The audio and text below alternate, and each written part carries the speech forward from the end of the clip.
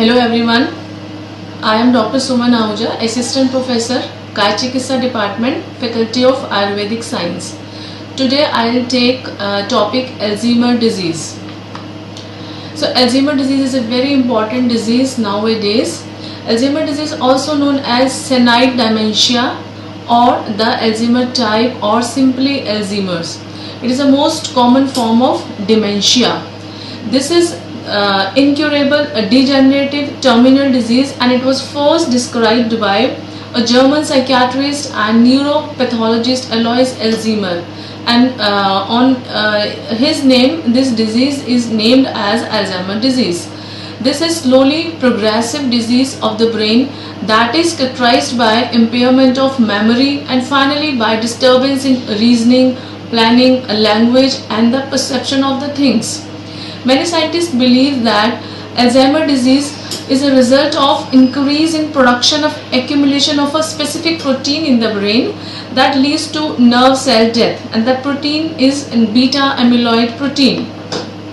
If we see the statistics of Alzheimer disease, generally it is diagnosed in the people over 65 years of age, although the less prevalent early onset of Alzheimer can occur much earlier.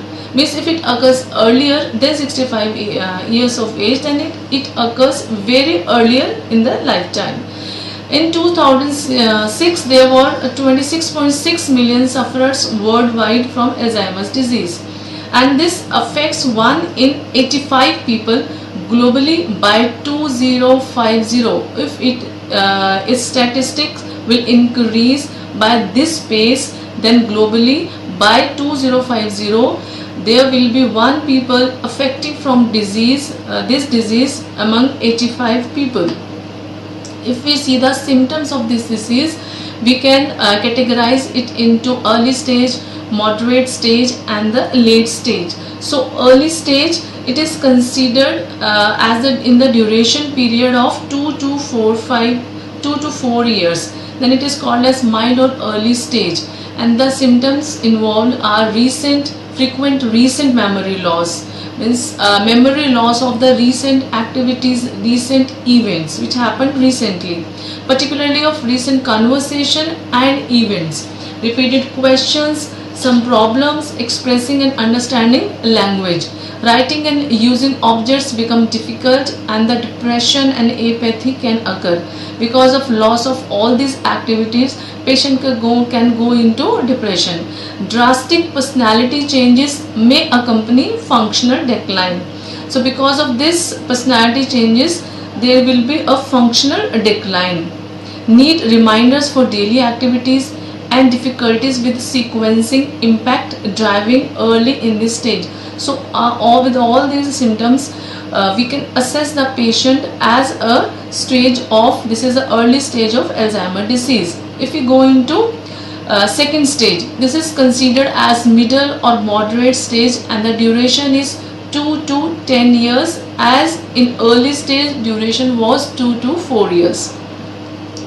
And in this stage, no longer cover up problems, pervasive and persistent memory loss impacts life across settings, and that memory loss which was in early stage, that will be persisting in this stage. Rambling speech, unusual reasoning, confusion about the current events, time and place also occurs in the second stage. Potential to become lost in familiar settings, sleep disturbances and mood or behavioral symptoms accelerate in this stage. Nearly 80% of patients exhibit emotional and behavioral problems which are aggravated by stress and change. Slowness, rigidity, tremors and gait problems impact mobility and coordination. Now this patient needs structure, reminders and assistance with activities of daily living.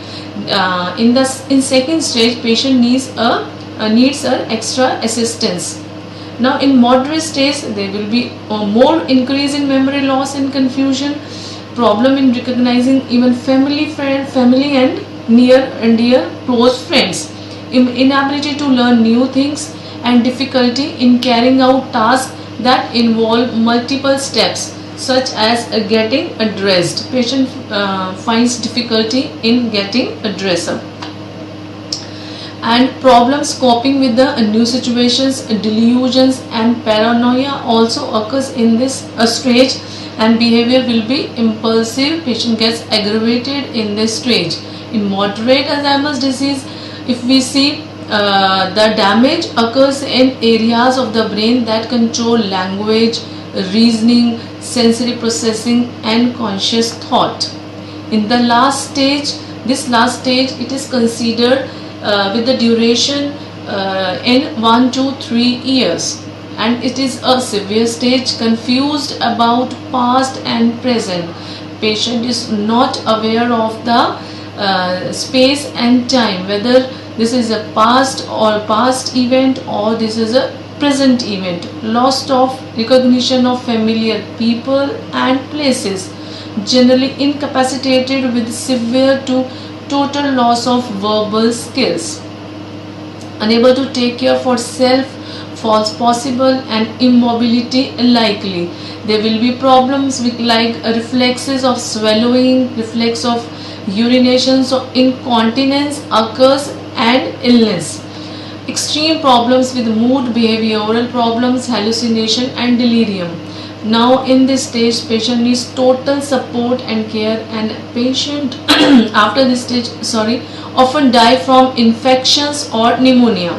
If you see the diagnosis, Alzheimer's disease is usually diagnosed clinically from the patient history, collateral history from the relatives. Relatives gives the history of the symptoms like memory loss, like incapacity to do the even small works, and clinical observations based on the presence of characteristic neurological and neuropsychological features and the absence of alternative conditions.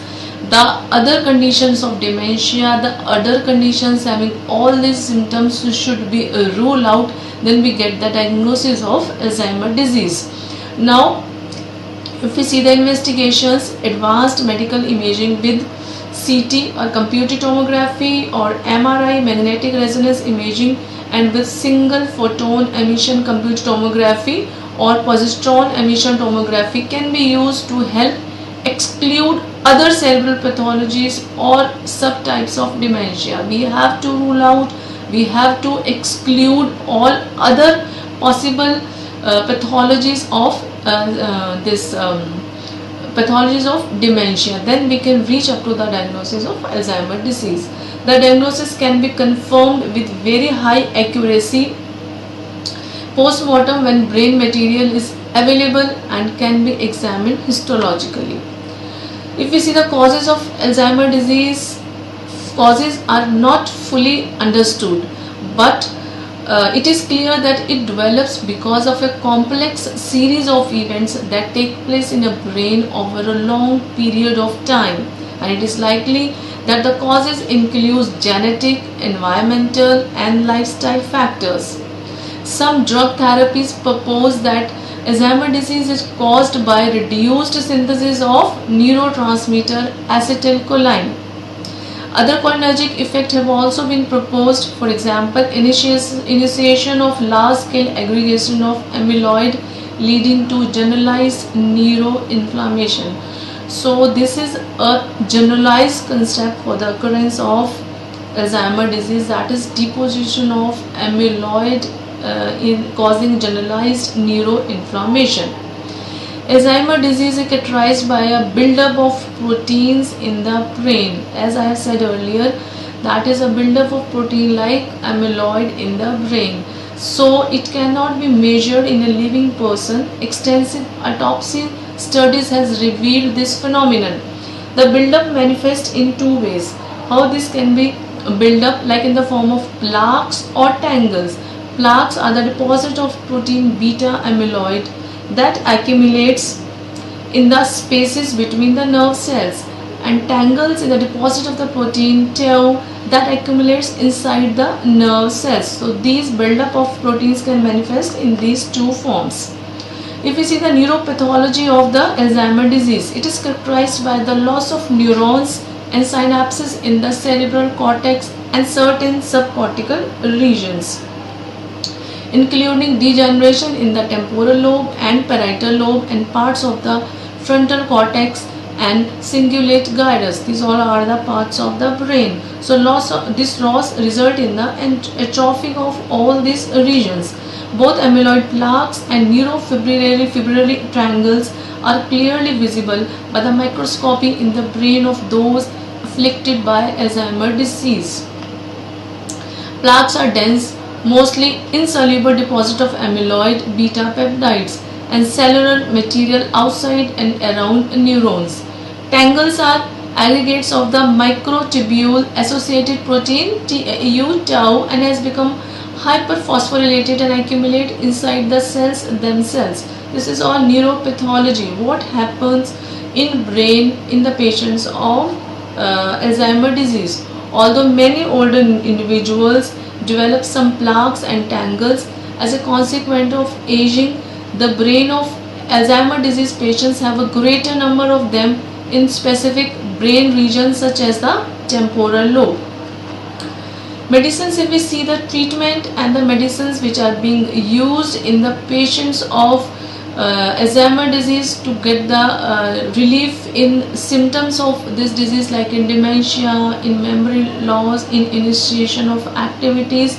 So medicines are, these are the donazepam. Donazepam is brand name is Aricept, and it is used to delay or slow the losses its effect over time, and it is used for mild to moderate and severe Alzheimer's disease. It does not prevent or cure Alzheimer's disease. It just slows down the symptoms of the Alzheimer's disease. Next is the citalopram. It is used to reduce depression and anxiety. It may take 4 to 6 weeks to work. The effect of this medicine starts take to 4 to 2 weeks to start. So sometimes people use to help people get to sleep. Next medicine is sodium valproate. It is used to treat depression and anxiety. So it is used in treating severe aggression. Next is rivastigmine. So this disease is used to delay or slow the symptoms of the Alzheimer's disease, but it loses its effect over time. It is used for mild to moderate Alzheimer's disease. It can be used in the form of pill or as a skin patch. The patch of this medicine is put on the skin of the patient. It does not prevent or cure Alzheimer's disease. It just delays or slows down the symptoms. Next is memantine. Memantine is also used to delay or slows down the symptoms. It also affects loses its effect over time, and it is used for moderate to severe Alzheimer's disease. Sometimes it is given with Aricept or Exelon, and it does not prevent or cure Alzheimer's disease. Similarly, next medicine is galantamine. It is also prevent or slows the symptoms of Alzheimer's disease.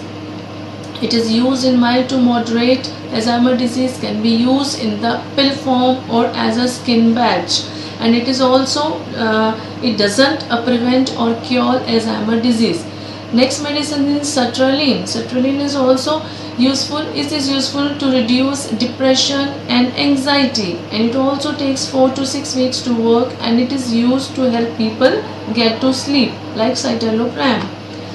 Next is oxcarbazepine. Oxcarbazepine is used to treat depression and anxiety in the patients of Alzheimer's disease. Next is the carbamazepine. Brand name is Tegretol. It is used to treat severe aggression and depression and anxiety in the patient of Alzheimer's disease. Similarly, Remeron, mirtazapine. It is also used to reduce the depression and anxiety in the patients of Alzheimer's disease. It also takes 4 to 6 weeks to work, and it is used to help to get to sleep. How these medicines can be given to the patient and what will be their mechanism? If we see the treatment of the Alzheimer's disease, it is currently it is proposed that there is no way to cure Alzheimer's disease or stops its progression, but researchers are making encouraging advances in Alzheimer's disease, including medication and non-drug approach to improve symptom management. In mild to moderate Alzheimer's disease, cholinesterase inhibitors, they increase the level of acetylcholine. As we see in earlier slides, that there will be decrease of acetylcholine, and decrease in acetylcholine may be the cause of Alzheimer's disease. So cholinesterase inhibitor increase the level of acetylcholine It is a neurotransmitter in the brain which plays a key role in memory and learning. This kind of drug postpones the worsening of symptoms for 6 to months in the half of the people who take it, and these medicines are commonly prescribed for more mild to moderate Alzheimer's disease. And these medicines include donazepam, as we see in Aricept, rivastigmine, Exelon, and razodone galantamine. In moderate to severe Alzheimer's disease, there is one medicine, memantine, as we see in earlier slides, name is Namenda. It regulates the glutamate in the brain, which plays a key role in processing information. So this drug is used to treat moderate to severe Alzheimer's disease and may delay the worsening of the symptoms. It allows the patient to maintain certain daily functions a little longer than they would without the medication. So with this medication, patient can do easily or comfortably his or her daily functions. Next is razodone. It delays the worsening of symptoms to 4 to 6 to 12 months in about half of the people who take it. And this razodone is available in the capsule form and is started in the dose of 4 mg twice a day. If it is tolerated well, and then after 4 weeks, then dose can be increased to 8 mg twice a day. It comes in extended release tablet, that is easy to take once a day tablet, and it is available in the generic form as galantamine, HBr, hydrobromide. Next is Exelon. It is a cholinesterase inhibitor, prevents the breakdown of acetylcholine and butyl acetylcholine in the brain by blocking the activity of two enzymes. So acetylcholine and butyl acetylcholine are available in the brain playing role in the memory and learning. So it is given orally. If it is given orally, its bioavailability is 40% in 3 mg dose. This compound can cross the blood-brain barrier. Aricept is available in tablet form, and it is oral disintegrated tablet form and started with the dose of 5 mg a day. It crosses blood-brain barrier. Studies involve that this drug can slow the rate of decline in thinking and the ability to perform daily activities in individuals who are having moderate to severe Alzheimer's disease. A dysfunction in the glutamatergic neurotransmission is thought to be involved in the etiology of Alzheimer's disease. Its generic form is memantine hydrochloride. So thank you. This is all about Alzheimer's disease. I hope it will be helpful in the knowledge of Alzheimer's disease. Thank you.